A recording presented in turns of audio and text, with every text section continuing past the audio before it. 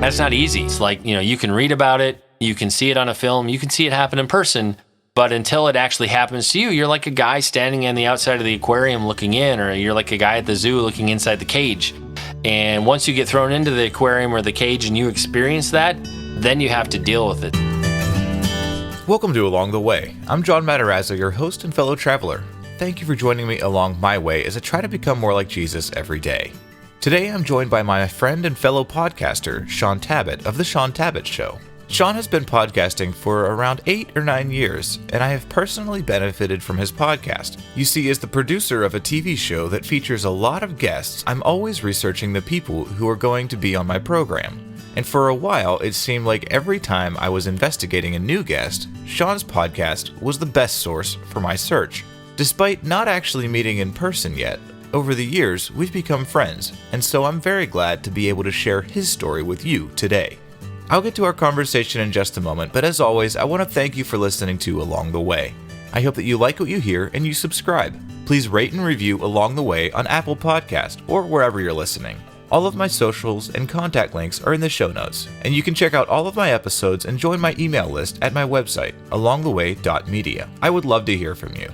I also have a Patreon page if you would like to help me to continue to put out these Along the Way episodes. If you'd like to become a Patreon supporter, simply go to patreon.com/alongtheway and select a level. The link to become a supporter is in my show notes. And now, here's my Along the Way conversation with Shaun Tabatt. Welcome to Along the Way. I'm John Matarazzo, and we are here with Shaun Tabatt of The Shaun Tabatt Show. And Shaun and I have been kind of virtual friends for a couple years now. He's a fellow podcaster, and there's been plenty of times where I have used his podcast as a resource to help me prepare for my TV show, and so I am forever grateful for that. And but Shaun and I, we've just connected talking about podcasting, and we've said we should actually interview each other. And so this is my time where I'm talking with him, and I want to hear his story. So Shaun, welcome to Along the Way. Well, John, it is truly an honor to be on your show. As a guy who knows all the crazy that goes into podcasting, I always appreciate the craft when I'm on this side of the microphone, because I know you work as hard as I do to make great conversations happen with the guests that you have. And it's fun that you and I finally are getting to a more personal level. We've been kind of circling each other for years, kind of bumping into each other in terms of PR and podcast and interview stuff. And so Right. I'm glad God's opened up a door for this friendship to develop where we can collaborate more intentionally. Yeah, absolutely. As I was thinking about this interview, I found that as I'm talking and meeting more and more podcasters, I just find that podcasters are some of the most friendly and helpful people. And it's just been a blessing to be able to glean off of your experience and to kind of learn from some of the tricks and tips that you've suggested for me. So I appreciate that. But I really want to hear your story, because as I've gotten to know you, little bits here and there, you work in publishing and different venues and different arenas of that, and you've kind of had a journey with that, and God's moved you from place to place, and then you started a podcast, and that podcast has opened up doors for you, and I think that's really, really cool. So, and plus you're married, and I'll let you tell about your family and stuff like that, because that's definitely going to draw people's attention. So, but yeah, I'd like to hear your story of how God has led you into ministry and where you are today. Yeah, man, that's a long story, so I'll try to give you the 10,000-foot flyover. Sure. Grew up in a single-parent home, so never had a dad around at all, although my dad and I did reconnect for a time, about the same time my wife and I got married, so there's a closure piece to that part of my story, but had been in church as long as I can remember. I remember going to Sunday school, like elementary age, and so definitely church my whole life. In terms of like a personal commitment to Christ, I remember watching a Billy Graham crusade on TV at age 13, and I don't remember what he said, but it really tugged on the heartstrings, and I look at that as kind of my conversion phase, or when faith started to take on a different level of meaning for me. I had aspirations of becoming a pastor, actually, so I did probably 2/3 of a pre-seminary track at Concordia University. Okay. When I was in college. Then I met a Baptist girl. I'd grown up Lutheran, met a Baptist girl, got married to her, and took a total redirect where I started working in software and tech. I've always been a kind of a tech geek forever, and so started working at a software company, and then ended up finishing my degree in management and network administration with a second major in Christian studies because I had so many credits under my Bible and theology track. That's quite the diversity in study there. Yeah, they don't always go hand in hand, but I found a way to try to make it fit. And then moved down to Florida for a bit, worked with a great buddy of mine and his brother doing like on-site tech support. Felt like I still had an itch to try to do ministry, become a professor. I didn't know what exactly. And so I did go to Wheaton College for a year in their exegesis master's program. I worked at Christianity Today, interestingly enough, while I was living there, and decided that trying to have a family, a full-time job, and do grad school was really just a dumb idea. I just didn't have enough hours in the day. And then really just spent the next 7-8 years just in software and tech. It was a space I loved and earned a lot of money and all that comes with it, but reached a point in my career where I was pretty burnt out. Mm-hmm. I was in my early 30s, making more money than I thought I'd ever make, and hated my job. And so God just reminded me that I loved publishing, and so I jumped ship. I would recommend having a better plan before you just jump ship, but live and learn. Right. I did some consulting in the Christian publishing space for about 2-3 years. And then over the past 7-8 years, I've actually worked for 3 different trade publishers. So I worked for Fortress Press for a time, was at Baker Publishing Group for between 5 and 6 years, somewhere in there. And then more recently switched over to Nori Media Group on the Destiny Image team and have been there for a little over a year and a half, I think, at this point. So married. My wife and I have 10 kids, which is kind of crazy. Mm-hmm. Met my wife working at a Christian bookstore. So in terms of books and stuff, that's always been a love of mine. What's interesting for me, though, in this phase of life, I got into podcasting because I was sick of doing book reviews.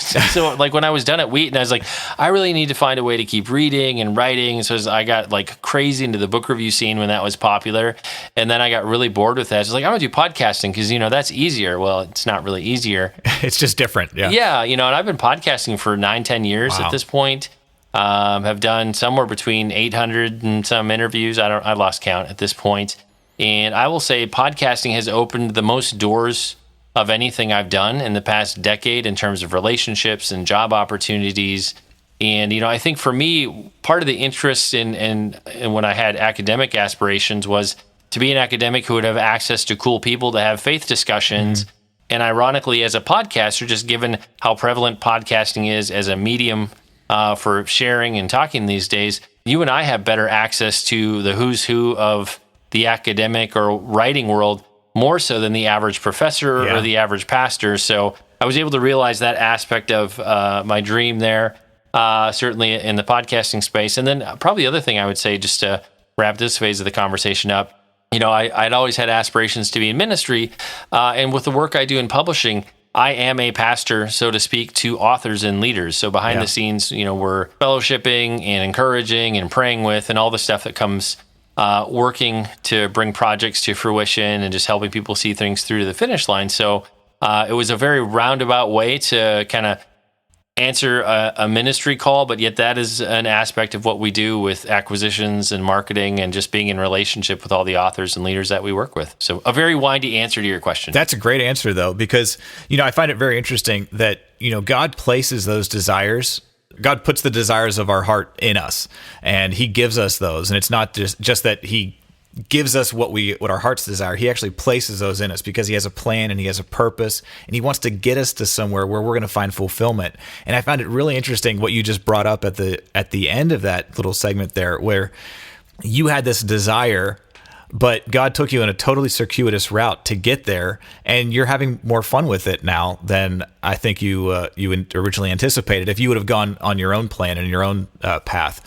And that's really, really cool. But I love that you started your podcast not by accident, but because you enjoyed some aspect that you were doing with the book reviews, but then you just took it a different way with the things that you enjoyed, and then you turned it into something, you repurposed it for God's kingdom in a different way. What were those book reviews like, and how was that change from book review to podcasting? I think honestly, book reviews was a way to get free books back then. I was like, man, I like to read, and I just don't want to pay for all these great books. So you were just writing the reviews, though?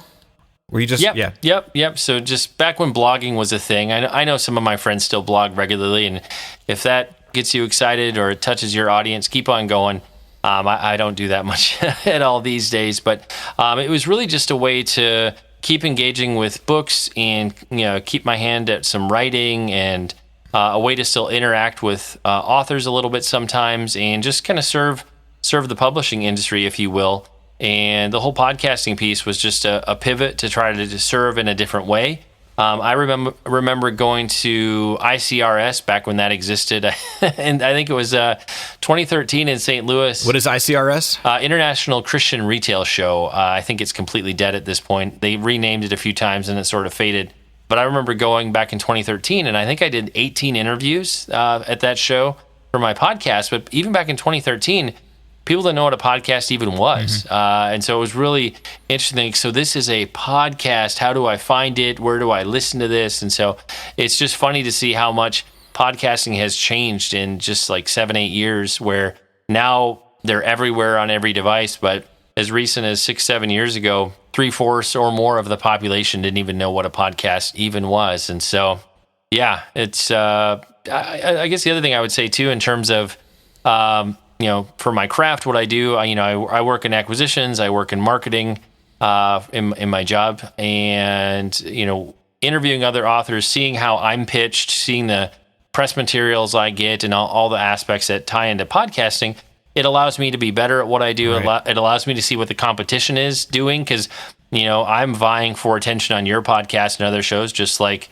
people are vying to get my attention. And so it keeps me sharp. It helps me see what's happening in the marketplace. And then I'm just a very relational person. And so some of my best friends in the whole wide world I've met through podcasting. And then in terms of just being part of the publishing community, I'm sure you experience this too. You meet people and you guys keep bumping into each other, and those relationships open up other doors. And so, yeah, I didn't think podcasting would change my life like it has, yet it consumes an awful lot of my time these days, ironically. So it's kind of a blessing and a curse, because I'm so crazy passionate about it, but I do have to spend time with the wife and kids too, otherwise they feel neglected. Right, and so, spreading around some of that time with 10 kids, we can't just gloss over the fact that you said there's 10 kids. That's double digits, people. So how do you manage that? How do you manage being a father to 10 kids while doing this profession? I mean, you're working in your home in a lot of places. That's where your studio is. So that's pretty helpful. But how have you been able to manage those things? Well, first you have to have a saintly wife who's super passionate about being a mom. That does help. When my wife and I got married, she said she wanted 6 kids, and we ended up being overachievers. And so we have 10 kids now. But she always wanted to be a stay-at-home mom and homeschool and all of that. And so, that certainly makes a difference in terms of our household being functional, because she's, living what she saw as kind of her calling or her dream for the season that we're still in. I've worked at home on and off throughout my career, some while I was in software, some while I was in the publishing space. And so we're just used to me being at home. I've probably been home at least 5-6 years out of my whole career, and so it's definitely a normal rhythm for us. In terms of the podcasting stuff, it's a lot of early mornings or late nights, or fitting it in when I can. Got to eat with the family and help put kids to bed and do all those things, and so really it's just finding time in the schedule where it can actually work. So would I say I have perfect work-life balance? No, it shifts from week to week, certainly depending on priorities and what's going on. And anybody who has kids ranging from preschool up to adult, the needs of those kids shift and change too. So what's happening in the household and all that, it just looks different in this season than it did 5 years ago or 10 years ago. Sure. I have a lot of respect for you and your wife. I was homeschooled, and it was my sister and I. My mom homeschooled us, and I know how much work the two of us caused my mom to have. And so multiplying that by 5, I have a lot of respect for your wife. And so God bless you. That's awesome, though. That's a great education, and it is totally worth it. I'm a testament of that. It's never dull, man. That's for sure. Yeah. So I want to look back at your podcast too, because you said you have some 800 plus interviews that you've done now. Do you ever go back and listen to some of the older ones? Just curious with that. I try to once in a while, just to see how have I grown as a podcaster since then. I'm just curious to hear you. It can be cringeworthy, as I'm sure you know, as you look back before when you had lesser equipment or less skill or all the things. Honestly, the technology when we all started out wasn't then what it is today. It's much easier to podcast today. My old show is taken down, so some of that content exists, but a lot of it's just hidden away on some thumb drive somewhere at my house. But what's been most interesting to me is by and large, my format hasn't changed in the sense that I've largely interviewed authors about books. I would say what has shifted is I do, in this season, give a bit more commentary.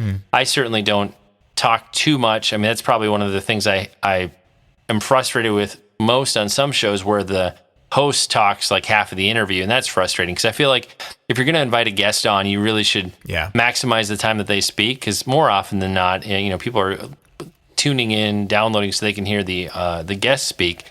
But yeah, that would be the one thing that surprised me is how much I've really stayed on mission, in terms of I want people to connect with the author, who they are, what makes them tick, where they came from, why were they the person to write this book, 2 or 3 highlights from the book, a takeaway, prayer, and where do we find you on the web? And that's still 9 years later, that's largely the format I use for the show. So that's interesting as I look back. I would say, at this point, it's just more confidence and the craft, having done it for a long time. It's easier to put together interviews. It's easier to have conversations. I think some of that too just comes with life experience. The things I'm concerned about or passionate about are different now than when I was in my 30s, starting out podcasting. So, but yeah, as I look back in earlier content, in terms of the quality or some of that, I'm like, wow, I actually released that, or I thought that was good at the time. Because back in the day, it's not like that you could go to YouTube and say, how do I start a podcast? Right. Unless you were an audio engineer, you had to just kind of figure it out by trial and error. And so, it's been probably a longer road to build my skill set than somebody starting out today, where you could go watch 4 or 5 YouTube videos and be pretty high end just out of the gate. And so, yeah, don't take that lightly. What you have access to now is far better than what we had 10 years ago. Yeah, for sure. So you've moved around a bit. You've had different jobs. You said earlier about you had more money than, I forget exactly what you said, but it was the money. Basically, it came down to money didn't make you happy. You made a good bit of money, but it didn't make you happy. Right. That's still a difficult thing to give up because money is kind of an important thing. But how was that step of faith to say, you know what, I'm going to go into something that, Christian publishing? That's a big step from what you were doing in the tech world to the print world. So tell me about that step of faith. Christian publishing, where everybody goes to get rich. That's why we all show up here. No, it was interesting. I think, I don't know, I guess I would have been, early 30s. And it was certainly a grind. Towards the end of my software career, I ran a 24/7 call center that did, international support. So I was always on call. So very stressful, very, very demanding. And we had just gotten into a situation with some JD Powers survey stuff where some of the stuff I was being asked to do was a little squishy and, could you just make this look right or look good? And so on a certain level, I was uncomfortable with that, obviously. And I was just burned out. So between some things I was being asked to do and just really not being in a good place, I talked to a few friends from church and my wife, and we all prayed about it. And we're like, yeah, it's probably a good time to part ways. But I didn't have a safety net or a plan B. It was just kind of like, I guess this consulting thing I've been toying with, I'll just keep trying to grow that. And so that was certainly a struggle to move from making low 6 figures to, cut that by 2/3 for a bit. And so what I learned along that journey, because I need that journey to get to where I am today. So exactly, yeah. There were a few different opportunities early on where, people would reach out to me and say, hey, I got this call center, I need a guy to run it. And so that, I would go interview and they'd be like, you're awesome and we love you. And I interview well. I've rarely not gotten a job that I've interviewed for. And the doors would just shut. Oh yeah, sorry, Bill decided not to leave. Super random stuff that's abnormal. And so finally I was like, okay, God, I'm sensing that you're this door is shut, this season is over, and I'm stepping into some new something that I just really can't fully see. And so I reached a point where I just kind of yielded my old kind of life or space I worked in and just said, all right, God, I'll just kind of move in a direction. And so from that point forward, it was just a slow build. higher and higher into the publishing space. And I'm super passionate about this space in a way that I was never passionate about tech or software or tech support. And, some of it, yeah, I'm smart and I'm talented, but, I think it was more the Lord's hand and the Lord's favor. I mean, in the past 7-8 years, I've worked for 3 different major trade publishers, and starting out at, kind of publicist and community development kind of entry-level positions to now I'm an executive at a publishing company. So was able to climb the ladder extremely fast. And now I came out of large companies with management experience and project management experience and all kinds of crazy stuff. So it wasn't like I just fell off the turnip truck, but it was interesting to see how God opened doors in a pretty rapid fashion for me to move up through several different companies in a way that, as I look back on it, it's mostly the Facebook reminders when Facebook says, "Oh, look, 7 years ago you were this," and I'm like, "Wow, I've done a lot of things since 7 years ago or 8 years ago." And so, I think like anybody, if I could do things differently again, I would probably make some different decisions or plan or be a little bit more patient. But some of that's just being young, and we're more impulsive, certainly. But at the same time, I don't know that I would want to undo some of those things, because it's those lessons that sharpened me, that helped me to learn. There's some of the stories I tell other people who are starting out as they're coming to me for counsel. I really need the path I went on to get me here. Without me taking that leap out of an industry I'd spent over a decade in, I wouldn't be doing what I'm doing today. So it was hard, but I'm thankful, because that's what opened the doors that got me here. Yeah.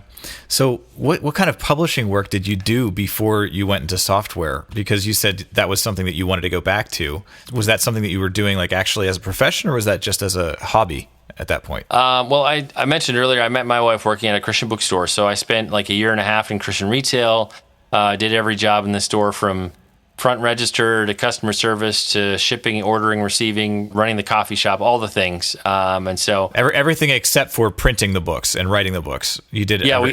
Yeah, that capability on site didn't exist then. Yeah. It does today though, to some degree. I've never seen it anywhere, but I've heard of those machines. So that was kind of my start in kind of Christian retail, falling in love with the space, and then just tech and software. I had some opportunity there, and you could make decent money to support a family. So that's kind of how I got redirected. But it was that tie into Christian retail that opened doors for me to just start some consulting, helping with some blogging and social media stuff when that was kind of in its infancy, especially with Christian publishers. And so I'd already been kind of moonlighting with that for a bit before jumping ship and trying to make that my full-time gig. I did reach a point, though, a few years in where, because I'd never worked inside a trade publisher, I kind of hit a ceiling. It's like, oh, well, you've never worked for a publisher. It's like, that guy was the janitor at Zondervan. Maybe we'll hire him or something. It was just, it was a disadvantage just because I'd never worked as a publisher or at a publisher. And so that was partly why I decided to go inside of a publisher to learn and grow and just, try to kind of expand the skill sets I didn't have. And at this point, I kind of intend to stay inside for the foreseeable future. Now, I like to change things up every few years and do different things. And so I've been blessed to have a lot of variety, but it was certainly that time in Christian retail that tied me into the consulting piece eventually that opens the doors to go inside the trade publishers I've worked at. I definitely miss those Christian bookstores. There used to be one that I would go to frequently, and I think it was every Tuesday there was new Christian music that came out, and so that was new release Tuesday. Yeah, that was a big deal, and going to the Christian bookstore was quite the event, and you just spend hours there, looking at books and looking at CDs and stuff like that. So that's really interesting that's part of your background, where you kind of cut your teeth, and how God brought you from that to actually working, providing for those bookstores to actually have material and content there. So I wish there was more brick and mortar. What bookstores there are? Yeah, there's not a whole lot anymore, but but thank God the content is still out there, because there's a lot of great ministers and authors that are out there. And Shaun, how do you find those people that are out there? Because it seems like you guys are always sending us great guests for the Hope Today program, and before that, Real Life. And I know that if your publisher Destiny anybody in the NORI group sends us somebody, I know it's going to be a good guest. So how do you find them? Because I'm grateful for that. Definitely.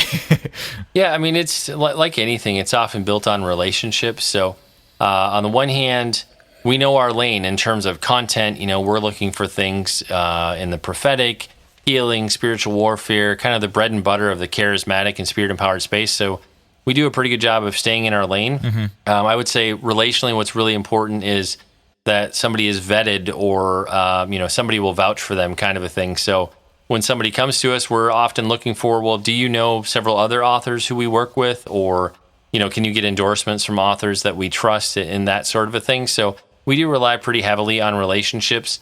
I would say the other place we lean into is, where is God moving? So, we're looking for, where is revival breaking out? Where does the Holy Spirit seem to be moving in a space in the nation? Is there something actionable and transferable from how God is moving or what's happening that could be put into a book and, shared with others, that somebody could run with that, or have their life transformed by that? So there's a lot of different ways that books come into the house, but the key things would be that, we know people that and that, the content fits within the space that we have the ability to market and sell in, and just do ministry in really well. There's nothing worse than when you get out of your lane and produce something that it's not charismatic enough, and it's not evangelical enough, and therefore it's nobody's book, and nobody wants to buy it or do interviews for it. So, and that is a struggle today.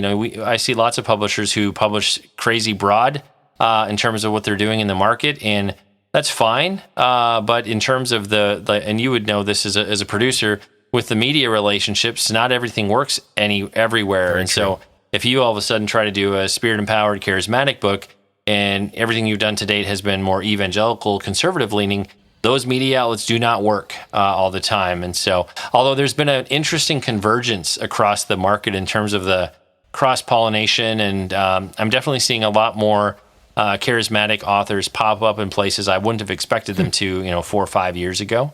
So yeah, but at the end of the day, like most of life, it all comes down to relationships, and so, or some of it too, if people will do their homework, just like a job interview, you want to see somebody who's done their research and is prepared and all the things, if there are people who begin building relationships with me or my other colleagues who do acquisitions, where we meet at conferences, or they'll seek us out and ask feedback. How do I get started? What do I need for platform and all the things? I mean, that can be another way to get a foot in the door, where you build a relationship and you try to kind of build everything to the point where you're ready to be published by a trade publisher. But some of it I would say is relationship, and then the other piece I would just say in terms of this comes up a lot. I'll just throw this out there. Do you need an agent? Can you be agented on your own, or represent yourself? It all depends on the publisher. Some publishers will take unsolicited, so submissions directly from an author, and that often comes if you have a relationship with an acquisitions editor or agent. Sometimes trade publishers will only take solicited manuscripts, which would come through an agent or some kind of a second or third party kind of a situation. And so it really depends on the size of the deal you're looking for, or the level of publisher that you're trying to publish with. For the most part these days, if you do a little creative homework, you can usually get connected to somebody who you could at least talk to or pitch to directly. Often the only place I see agents having a lot of value today is if you need somebody to negotiate for a higher level deal or a bigger advance. In those circumstances, it is very helpful to have an agent, because sometimes you just don't know the economics of it, or you don't know what to ask, or how to negotiate. So that's where it can be helpful. There's definitely some interesting shifts in terms of self and traditional publishing. We're in a very different world. So windy answer. So I hope I answered your question. I think the answer is in there somewhere. That's all good, though. Yes.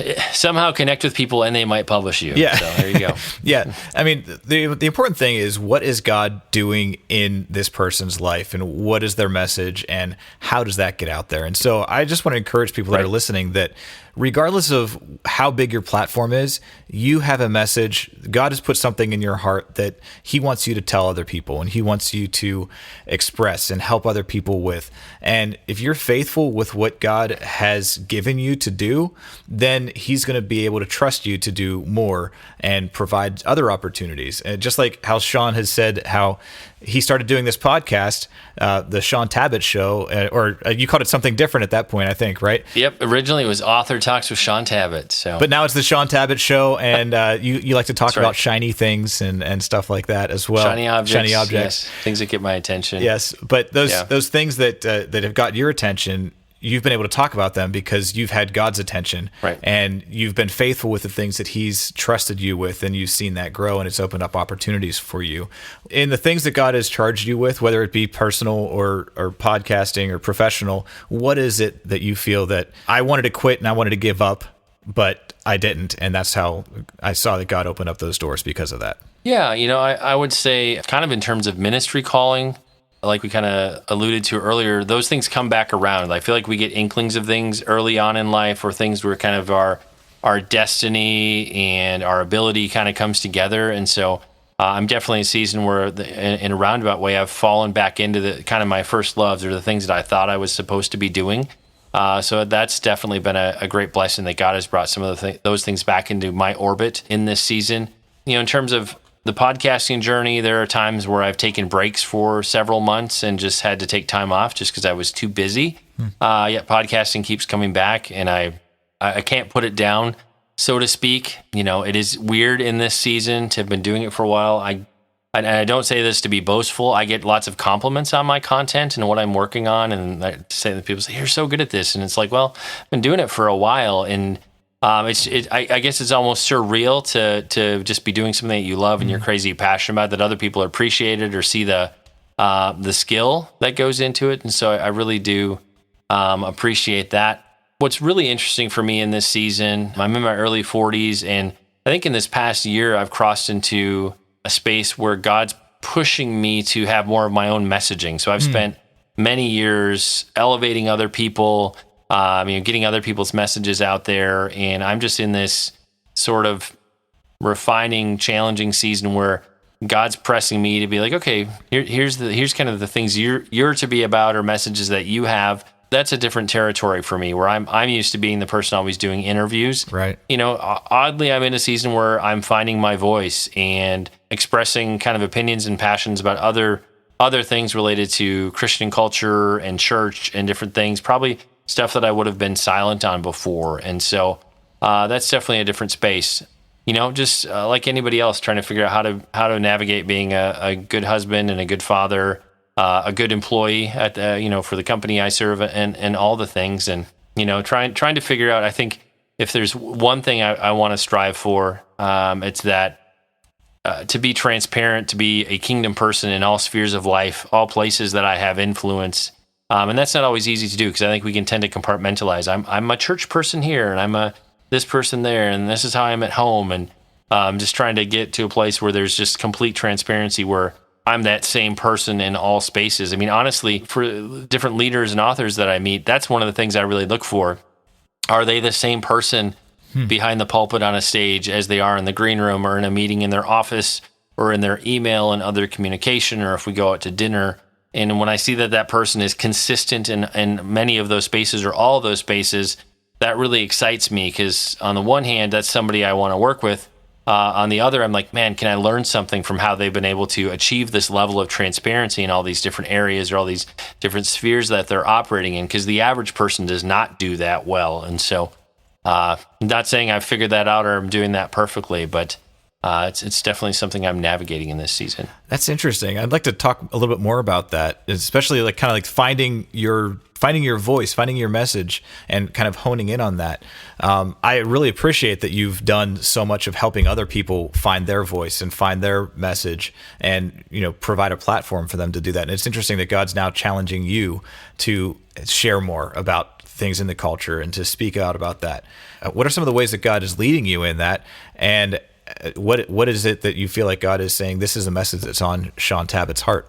Yeah, one of the things I'm exploring right now, and this will eventually become a book, but I feel like there is something profoundly broken, somewhat I feel like you see the start of it in the Gen X generation, and then when you get down into the millennials, people often talk about father wounds, but I feel like they're more so than that. Not only are there mother wounds, I feel like there's kind of almost a wholesale generational abandonment, and that's not to throw our parents under the bus in any way, but just culturally, I feel like it started in my generation and got worse as you keep progressing through the other generations, where largely we were raised by media and our peers and just different things. The input of our family and our church was probably a little more limited than it should have been. Our parents were likely working, or both of them, or we were in single parent homes, all the things. And so I feel like we're seeing long-term effects of that in culture. Last year, I feel like we saw a lot of that in terms of all the chaos that erupted in the nation. And Right. we're, if you have a large group of people, a couple generations deep, who they're not really sure where they came from, they're not quite sure what they're doing or what they're on mission for or what their calling is, they're not really sure where they're going either, anything will do. And so in terms of embracing sort of the social media rage topic of the day or whatnot, we could make a list of a bunch of things that people were drawn into all throughout last year. I feel like we can be easily drawn into something because we want to belong, we want to be seen, we want to be heard, we want to feel like we're making a difference. On the one hand, you could say, well, Shaun, that's identity. There are lots of identity books on the market.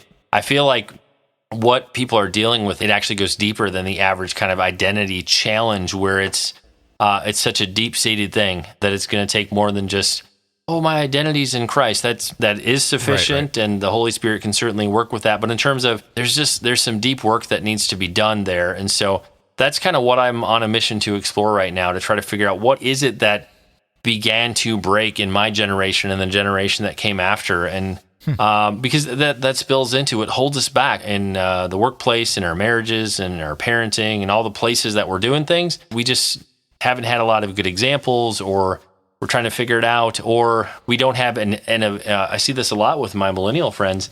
They don't have an ability to, they just say, the phrase, I just can't even, or they can't deal with it, but almost a fear of dealing with the complexity of cultural problems or the issues that are going on in the globe. Like, that's just too much. I just want to watch Netflix, or I just want to do this, or I can deal with this small thing in front of me, but don't tell me the whole picture, because that just crazy stresses me out. And so I haven't exactly figured out all the answers for that. I've got lots of notes and things I'm exploring. But there is something that is profoundly broken that needs to be fixed, and I would say that obviously Jesus is the answer to fix that. But I feel like the piece I'm still working out is, how do I lovingly help somebody unpack their stuff? How do I lovingly help somebody break themselves down to a kind of clean foundation that they can start rebuilding? And invite Jesus in to break some of those broken places of their heart and their spirit. And so, from a book perspective, that's my project I'm working on right now. That's certainly an interesting one. The other thing I'm crazy passionate about right now is just pressing into, what does church look like as we move ahead? Yeah. Things went awry in 2020 in terms of assembly and all the challenges there. Those challenges continue into 2021. I think we're stepping into a space where church is going to look different. Instead of like big mega church, there might be more of a larger hub at the center of the wheel, but the actual places where believers are gathering, I think it could be more house church oriented or kind of smaller gathering oriented. Obviously, we've done a lot of that the past 12 months out of necessity, right? But I think that might be more of the norm. On a practical level, once we got past 60 days of kind of quarantine lockdown, people's habits shifted. They started making new grooves in their brain, new patterns, new habits, all those things. We likely won't be able to actually go back to how things were before, just practically speaking, let alone if there are limitations on how we can assemble. And so the thing I'm pressing into right now is, let's figure out what this new normal is and embrace it. What does God want to do? I would even argue that last year was a gift, even though it was awful. And I don't want to minimize anybody's pain or loss, but it showed us where we are wanting in terms of our church, our family, all these places. We got compressed, and sometimes God came out, sometimes other stuff came out, but it did force us in a way I don't feel like we've seen for a long time in the U.S. to actually wrestle with our faith. Does it mean something? Does it make a difference in our life? And so, definitely a refining season personally, I think, for many of us, and also for the church. And so, I think things are just going to look different. So yeah, my two things I'm passionate about, to summarize it, helping to fix the brokenness of my generation and the millennial generation, and then really pressing into what does church life look like going forward it's just going to look different, and that's not necessarily a bad thing. Yeah.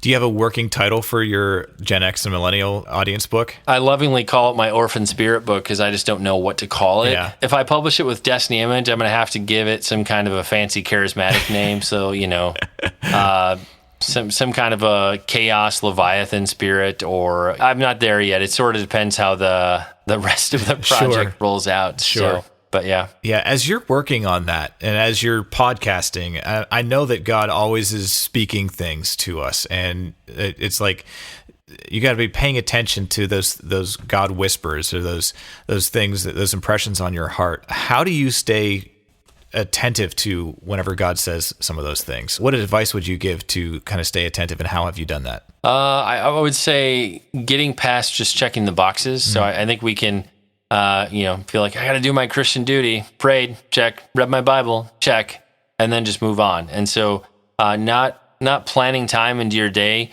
And I don't care when it is, but just time to get quiet, time to be alone with God, time to just listen and hear from God. I feel like that's probably one of the biggest neglected aspects of our spiritual disciplines right now. The other thing I would say is, when we have hard things, just really pray about it and press in for answers from God. It was last week, my wife and I were wrestling with, where are we supposed to move? We're in a season where we're thinking about relocating, and we had one direction we were going and full steam ahead, and we felt like we're supposed to get our house ready to sell, but weren't 100% confirmed on where we are going. And then I was on the road last week visiting with some authors and friends, and one of the leaders I was meeting with challenged me. He's like, "Are you sure that you're supposed to move to the Dallas area?" And I was like, "Well, I'm not sure now that you mention it. It's I can come up with lots of reasons, but I don't feel like we have a release." And that particular author challenged me and was like, "Well, I think you're supposed to come to Greenville." And I was thinking about it. I was like, "Well, we've had prophetic words spoken over us about going to Greenville in the past." And to be honest, I was frustrated because I was like, man, I just had gotten my head around this whole Texas idea, although I'm glad I'm not in Texas right now. Yeah, it's a big snowstorm right now. Yeah. As a Minnesotan, I so understand, but their infrastructure is not designed to deal with it, though, unfortunately. No, they're definitely not. So, I have a frustrating situation, but I want to be honoring of this friend, and I trust his wisdom and his insight. And so, told my wife about it. She was not happy because her heart was kind of set on trying to figure out this whole Texas idea. And I spent the night praying about it, and God gave me very clear direction on, what was the right choice, in the sense, not that either location would be bad, but that, really it needed to be Greenville, where we're supposed to land next. And so, just being bold enough to go to God with something and just keep pressing until you get an answer. I feel like that comes easier over time as our relationship shifts and changes. I don't know that I could have as easily done that 5 or 6 years ago in terms of my ongoing dialogue with God. That's just been a growth area for me. So, yeah. I don't even remember where we started with this question. But That's great. I mean, we've just been talking about hearing God and following Him, and what is God saying? For me, as I'm doing podcast interviews, I've done 84 something like that right now. I've done some extra episodes that I'm not even counting. What was your big milestone? 50,000 downloads or something? I just recently passed 50,000 downloads, and it took. Thank you. Congratulations, thank you. Man. It doesn't matter where you are in your journey. Every big milestone's a big deal. Yeah, it is. It is. And whether it be a guest that you've been trying to get for a while and you finally are able to book them, or, you have this many people downloading and listening to it, or, you've got people reaching out to you from other countries. And I want to thank people that have done that. That's awesome. I've had people from Dubai reach out to me, and different places in Europe and Australia, and different places in the United States as well. And that is so encouraging. But whenever I'm doing these interviews, whenever I'm interacting with the people that God has put along the way in my life, I'm trying to be attentive to what God is really saying to my heart from the things that they're saying.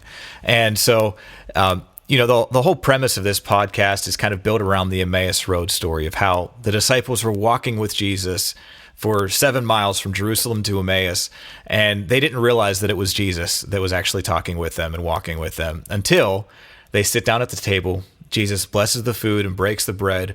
Their eyes are opened, and then poof, he's gone. Then they turn to each other and say in Luke 24:32, weren't our hearts burning within us along the way as he was revealing the scriptures to us? And I don't want to miss those moments where my heart's burning, but I'm just too busy to pay attention to it or be aware of that. And so that's one of the questions that I always like to ask people that I have this opportunity to be with.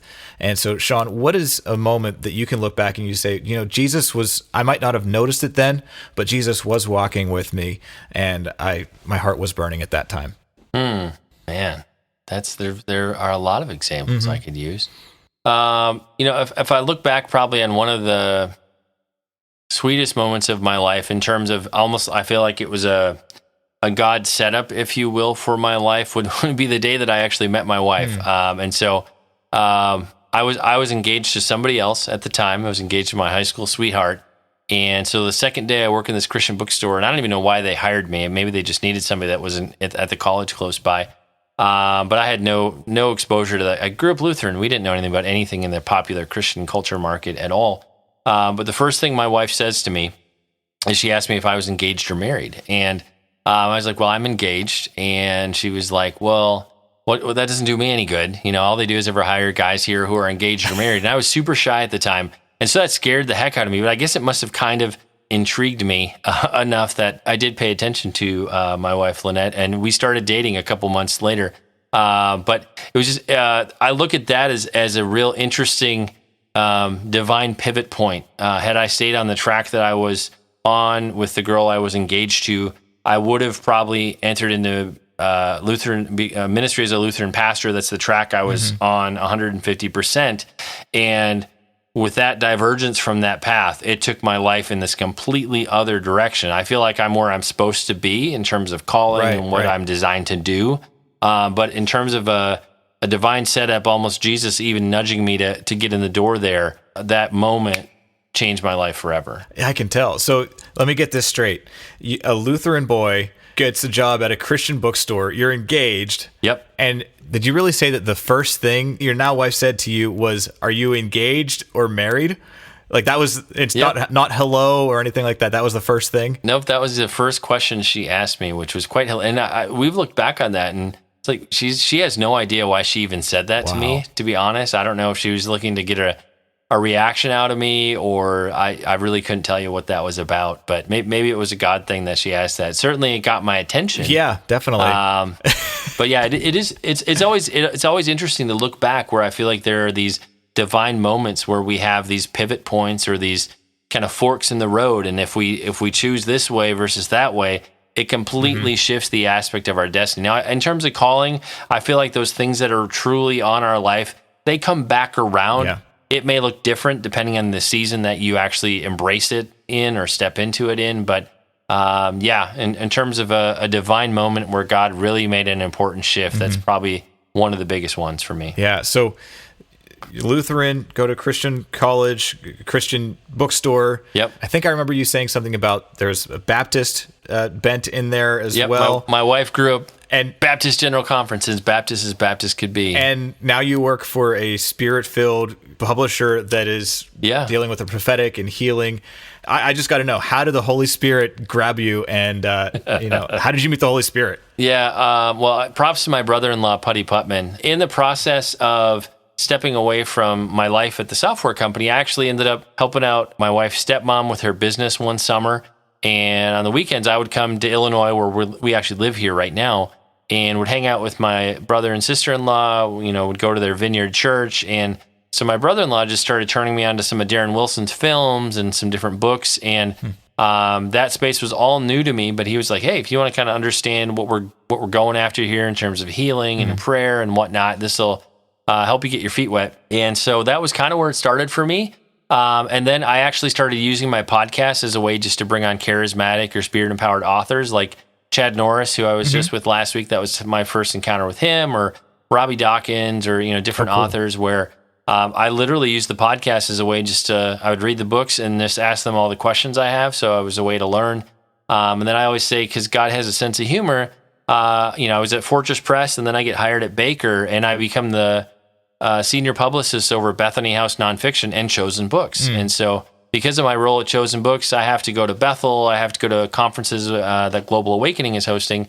And this would have been 5-6 years ago. I don't remember the timeline exactly. And, it was a gentle yielding or a yielding on my part over time, where as I was more comfortable in this space, I was more open to things of the Spirit. And, my thing was, God, if this is real, well, great. I want to be all in. And I remember, I think it was my second Voice of the Apostles. It was a real funny evening. Will Hart was doing some kind of an invitation, and I totally get hit with the Holy Spirit when I'm out in the crowd. And then later that evening, we have a business meeting with Randy Clark and some of his other people. And so I'm sitting there in this meeting, and my leg just keeps twitching throughout the whole meeting. And Randy just looks at me and smiles. And then I go back to my hotel room and go to bed and just have this kind of dramatic God encounter, shaking experience that night.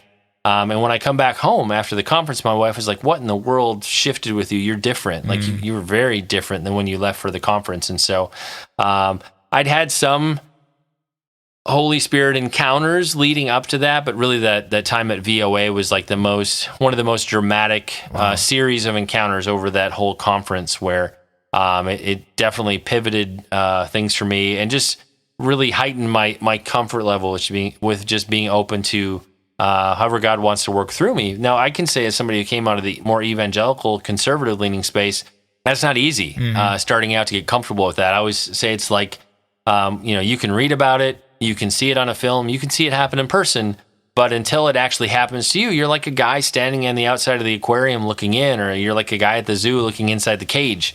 And once you get thrown into the aquarium or the cage and you experience that, then you have to deal with it. So I feel like that's where it becomes real. Like you can know all this information, and then when it happens, you're like, oh, that's what they're actually talking about. And so, but yeah, I like to say that God has a sense of humor, so he makes me a senior publicist over a charismatic brand. And just because of all the places I had to go and the people I had to hang out with and the books I had to promote, I was just thrust into this world. And at this point, 6-7 years in, whatever it's been, I definitely feel at home here. This is my tribe. These are my people. And I kind of anticipate this will be my space I'm in for the rest of my life in terms of church, faith, expression, experience. That's awesome.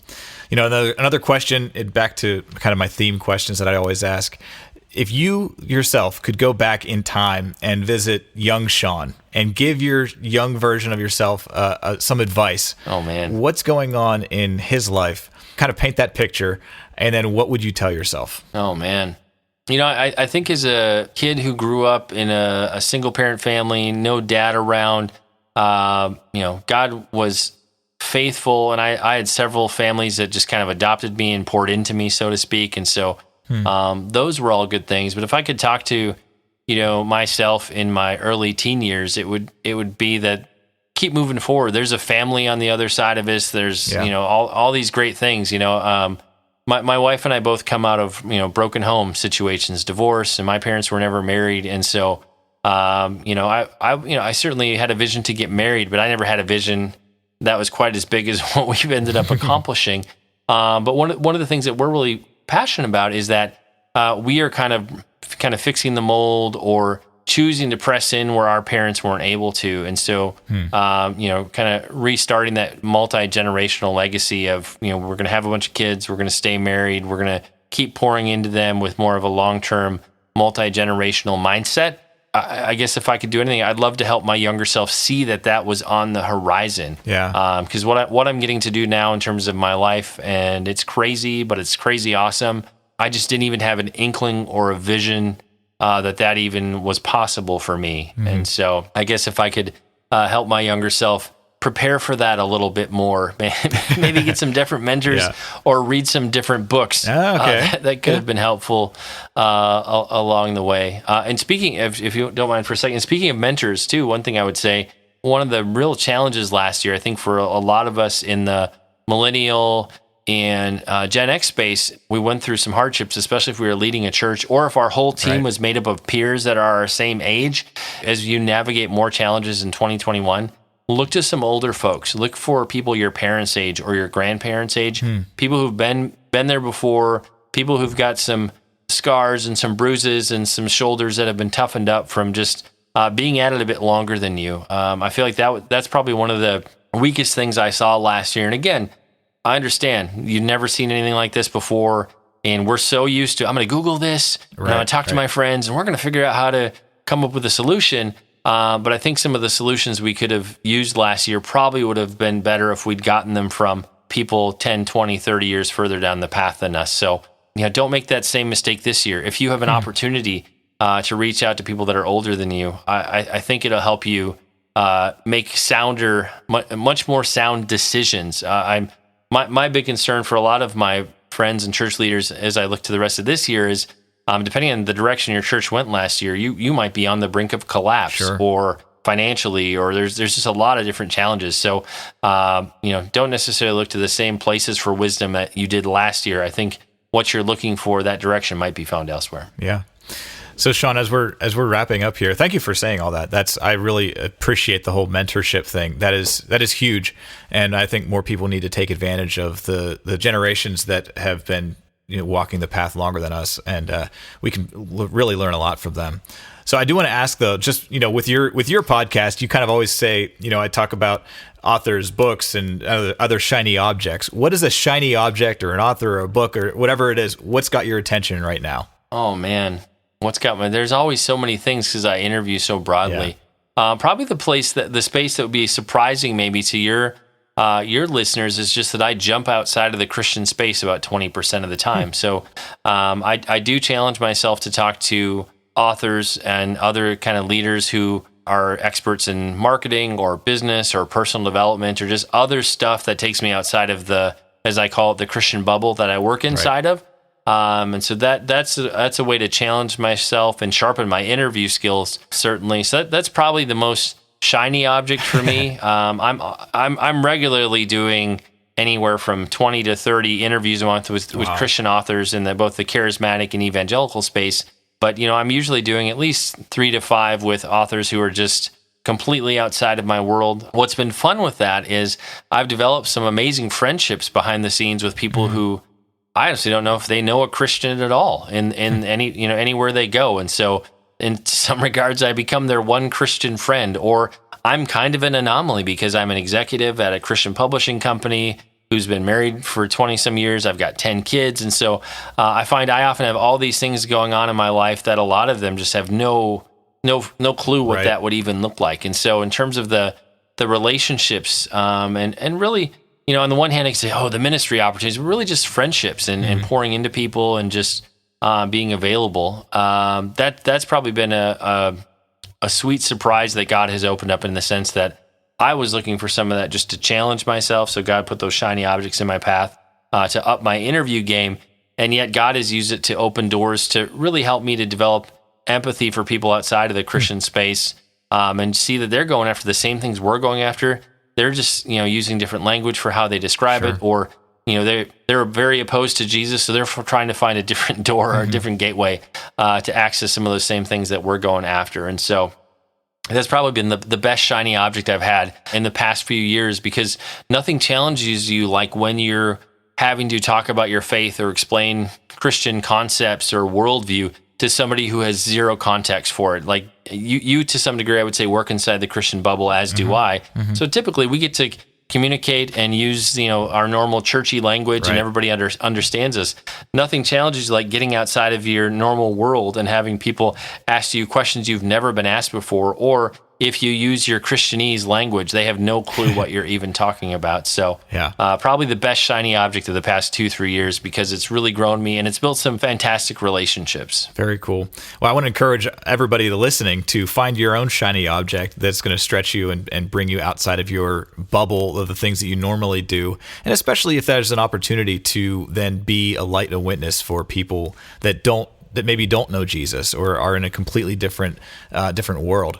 And so you can be like what Shaun is talking about. You can be maybe their one Christian friend, and you can help them in their journey as they're going along their way. So Shaun, how do people find out more about you? How can people listen to your podcast and your website and all that stuff? Yeah, in terms of website, it is just ShaunTabatt.com. Google my name. I'm on Facebook, Twitter pretty regularly. Instagram, I'm really trying hard to love Instagram, but I'm still more of a Facebook and a Twitter guy. working hard to grow my YouTube channel. Probably 90% of my content I do both as video and audio. Podcasts, The Shaun Tabatt Show, available on Apple Podcasts, Spotify, all the normal places you would consume and download, subscribe to a podcast. So yeah, just search for my name. You'll find me. Like we've said, I've got several hundred interviews behind me. So if you really want to, binge like a year's worth of content, it's out there. Yeah, and that will definitely help your view count and listener count and everything like that on YouTube, which is I definitely suggest subscribing to your channel because you have got some great stuff out there. And actually, right before we recorded this interview, I started listening to one because you had Troy Brewer and your brother-in-law, who is a physicist, talking about time travel with Troy Brewer, who I did an episode of Along the Way with. You can check that episode out. But we're talking about time travel, and I'm like, I gotta watch that and hear what these guys have to say. So Shaun, thank you for putting out that information. I will be putting your information in the show notes so that anybody listening can just click and find that stuff, and they can become a fan of the Shaun Tabatt Show. And so, Shaun, I want to thank you so much for just allowing me to join you along your way. Well, John, I appreciate the invitation, my friend. I'm looking forward to having you on my show soon so I can ask you all the hard questions. And yeah, I'm just excited to see, like I said in the opening, I'm excited to see the opportunities God gives us to collaborate in this year and further into the future. It's definitely a season for creators to partner up and make some cool new stuff together. And so looking forward to seeing what opens up. Amen. So be on the lookout for that, and I'll definitely have to let you know. I hope that you've enjoyed my conversation with Shaun. I'm grateful for his friendship, and I appreciate his experience in podcasting. I've asked him a lot of questions in the past. If you want to know more about Shaun, I'll be providing Shaun's info in the show notes. Thank you for listening to Along the Way. If you've enjoyed joining me along my way, please share this with a friend who you think will be encouraged by this podcast. Also, please rate and review Along the Way on iTunes. That helps more people discover Along the Way. And subscribe to this podcast wherever you're listening. You can follow me on Facebook, Instagram, and through my website, alongtheway.media. I hope that you've enjoyed this part of my journey, and may you realize when Jesus is walking with you along your way. Along the Way is honored to be part of the Charisma Podcast Network. You can find tons of spirit-filled content from their vast catalog of podcasts, including my Monday through Friday news stories for the Charisma News Podcast. Go to cpnshows.com to see the full list and latest episodes.